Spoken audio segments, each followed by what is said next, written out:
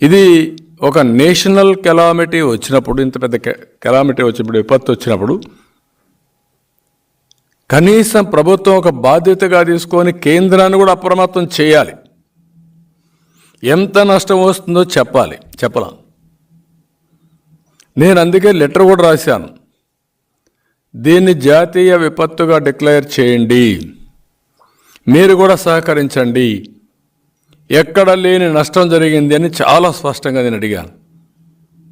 ఇప్పటికి మీరు చూస్తే నిన్న నాకు ఆశ్చర్యం వేస్తుంది. ఎంత బాధితారాహిత్యం అంటే, చేతగాంతనం అంటే, వీళ్ళు ఇచ్చింది 3,711 కోట్ల రూపాయల నష్టం అని ఇస్తారు. బ్రేకప్ లేవు, పాడు లేవు. దాంట్లో 2,640 కోట్లు R&B రోడ్లకే, ఒక 703 కోట్లు పంట నష్టానికి ఇస్తారు. 703 కోట్ల రూపాయలు పంట నష్టం అని నువ్వు చెప్పితే నీకు ఎంత వస్తుంది? 100 కోట్లు, 50 కోట్లు ఇస్తారు. అది కూడా ఇవ్వకపోవచ్చు. ఎందుకంటే మనకు స్టేట్ కెలామిటీ ఫండ్ ఉంది, రాష్ట్ర విపత్తు ఫండ్ ఉంది, దాంట్లో డబ్బులు ఉంటుంది. ఇది బిగినింగ్. ఆ డబ్బుల్లో మనం ఖర్చు పెట్టాలి. ఖర్చు పెట్టి కానప్పుడు ఇది కూడా సప్లిమెంట్ చేస్తారు. ఇది నేషనల్ కెలామిటీ ఫండ్ పెట్టుకుంటారు. ఆ నేషనల్ లెవెల్లో ఉండేది మళ్ళీ ప్రధానమంత్రి చైర్మన్, హోమ్ మినిస్టర్ డిపార్ట్మెంటు వాళ్ళు చేసి ఇస్తారు. మీరు అడగడమే, అసలు అడగకుండా 26 లక్షల ఎకరాలు పంటే వేయలేదని మీరు పెట్టారు కరువు. ఆ కరువుకు ₹1 అడిగారా ఇప్పటికి? మీరు కేంద్రానికి ఒక రిపోర్ట్ పంపించారా మీరు? అంటే 4.5 సంవత్సరాలు అయిన తర్వాత ఈ ముఖ్యమంత్రి కరువు వస్తే ఏం చేయాలి అని తెలియదు, తుఫాను వస్తే ఏం చేయాలో తెలియదు. మీరు చూడండి, హరికేన్ తుఫాన్ వచ్చింది ఈస్ట్ గోదావరి, వెస్ట్ గోదావరి. నేను ముఖ్యమంత్రిగా ఉన్నప్పుడు ఆ రోజు దేవేగౌడ వచ్చాడు ప్రధానమంత్రిగా. వచ్చి సర్వే చేసిన తర్వాత వెళ్ళి మళ్ళీ నేషనల్ కెలామిటీ ఫండ్ నుంచి మనకు డబ్బులు ఇచ్చారు. ఉద్హుద్ తుఫాన్ వచ్చింది, నరేంద్ర మోడీ గారు వచ్చారు. ఎన్నో రోజు వచ్చారు? 2వ రోజు, 3వ రోజు వచ్చారు, సెకండ్ డే. అంటే దానికంటే ఇంకా భయంకరమైన తుఫాన్ ఇది. ఇంత నష్టం జరిగింది నా జీవితంలో, నేను నా రాజకీయ చరిత్రలో ఎప్పుడు కూడా నేను చూడలేదు ఇంత పెద్ద నష్టం. అంత పెద్ద ఏ రాష్ట్రంలో కూడా ఇంత నష్టం జరిగి ఉండదు. దానికి ప్రధానమైన కారణం రైట్ సీజన్లో పట్టింది.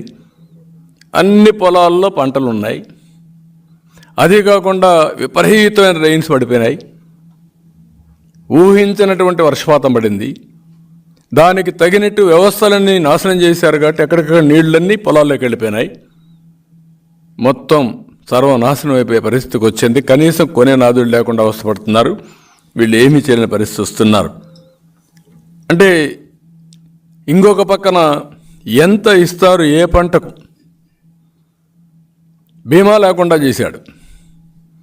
ఇది ఇంకొక పెద్ద ప్రమాదమైన పరిస్థితి. ఒక వ్యక్తి యొక్క అహంకారం, ఒక వ్యక్తి యొక్క చేతగాంతనం. ఎన్నో సంవత్సరాలుగా మన వ్యవస్థలన్నీ కూడా స్ట్రీమ్లైన్ చేశాం. రైతుకు పంట నష్టమైనప్పుడు పంట బీమా అనేది చాలా ముఖ్యం. ఆ పంట బీమా రైతే పెట్టుకోమంటే పెట్టుకోలేడు కాబట్టి over a period of time establish చేసింది. కేంద్రం, రాష్ట్రం, ఫార్మర్ ముగ్గురు కలిసి ఇన్సూరెన్స్ ప్రీమియం కడతాం. అవన్నీ కూడా ఎప్పటికప్పుడు రికార్డ్స్ అన్ని అప్డేట్ చేసి క్రాప్ కటింగ్ ఎక్స్పెరిమెంట్స్ కూడా చేస్తారు.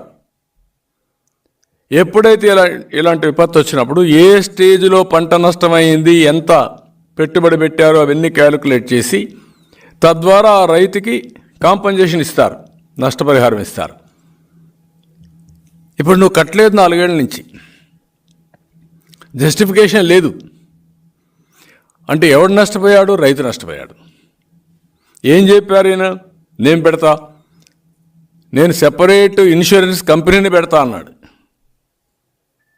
కొండ 4 మందేస్తే ఉండే 4 పోయినట్టు ఉండే వ్యవస్థను సర్వనాశనం చేసి రైతుల్ని గోదావరిలో ముంచేసే పరిస్థితికి వచ్చాడు. అదొక పెద్ద శాపంగా మారింది. ఇవన్నీ కలిపి కనీసం ఈరోజు ఇంత పెరిగిన తర్వాత కాస్ట్ పెరిగింది, అగ్రికల్చర్లో అన్నిట్లో పెరిగిపోయింది. నేను చాలా స్పష్టంగా 2018 కానీ 14 కానీ ఉదుహుదు కానీ తిత్లికి కానీ నేను చాలా క్లియర్గా ఒక ప్యాకేజ్ ఇచ్చాం. దానికంటే బెటర్గా మీరు ఇవ్వాలి. మీరు ఎలక్షన్ మేనిఫెస్టోలో చెప్పారు, ఊరు తిరిగి చెప్పారు, మేము ఏ విపత్తు వచ్చినా బ్రహ్మాండమైన ఆర్థిక సహాయం చేస్తాం, మెరుగైన ఆర్థిక సహాయం చేస్తామని చెప్పిన మీరు ఏమిచ్చారో చెప్పమంటున్నా నేను. దానికి క్లారిటీ ఉండాలి కదా. వారం రోజు 15 రోజుల నుంచి అడుగుతా ఉంటే నేను అడిగింది నా కోసం అడగలేదు, రైతాంగం కోసం అడిగాను. అపోజిషన్ పార్టీలు అందులో ప్రధాన ప్రతిపక్షం అడిగితే సమాధానం కూడా చెప్పరు.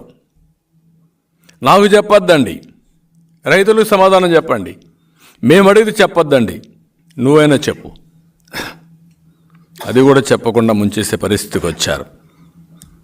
ఈరోజు ఈ 2 ఇష్యూస్ వల్ల, వీళ్ళు చేసిన నిర్వాహకం వల్ల రాష్ట్ర రైతాంగం తిరిగి కోలుకోలేని స్థితిలోకి వెళ్ళిపోయారు. దేశంలో ఎక్కువ ఆత్మహత్యలు జరిగే రాష్ట్రంలో మన రైతు 3వ స్థానం, కౌలు రైతు 2వ స్థానం. దేశంలో ఎక్కువ అప్పులుండే రైతాంగం నెంబర్ 1 ఆంధ్రప్రదేశ్ రాష్ట్రం. ఈ దెబ్బతో నెంబర్ 1 కాదు, ఎక్కడికో వెళ్ళిపోతాం. ఇంకా తిరిగి కోలుకోలేని పరిస్థితి, తిరిగి రీపే చేయలేని పరిస్థితి. అందులో చాలామంది కౌలు రైతులంతా చాలా పేదవాళ్ళు ఉన్నారు. వాళ్ళు ఇంకా 10 ఏళ్ళు ఇదే వరకు కష్టపడినా తిరిగి అప్పుగట్టలేని పరిస్థితి వస్తున్నారు. ఇది చాలా దారుణం. ఇప్పటికైనా సరే మేము చాలా స్పష్టంగా నేను పోయి వచ్చిన తర్వాత మా లీడర్స్ అందరినీ క్షేత్రస్థాయికి పరిశీలన పంపించాం, టీములు పంపించాం. ఈ టీం కూడా కేంద్రం నుంచి వచ్చిన టీములకి రిప్రజెంటేషన్స్ ఇస్తున్నాం. మళ్ళీ మేము కాంప్రహెన్సివ్గా ఒక రిపోర్ట్ తయారు చేస్తాం. ఈ ప్రభుత్వం బాధితులకు న్యాయం చేసే వరకు గట్టిగా పోరాడతాం, న్యాయం చేపిస్తాం. నేను కనీసం 1 హెక్టార్కి 30,000 రూపాయలు వరికి మనం అడిగాను. నేనున్నప్పుడే 10,000 రూపాయలు హెక్టార్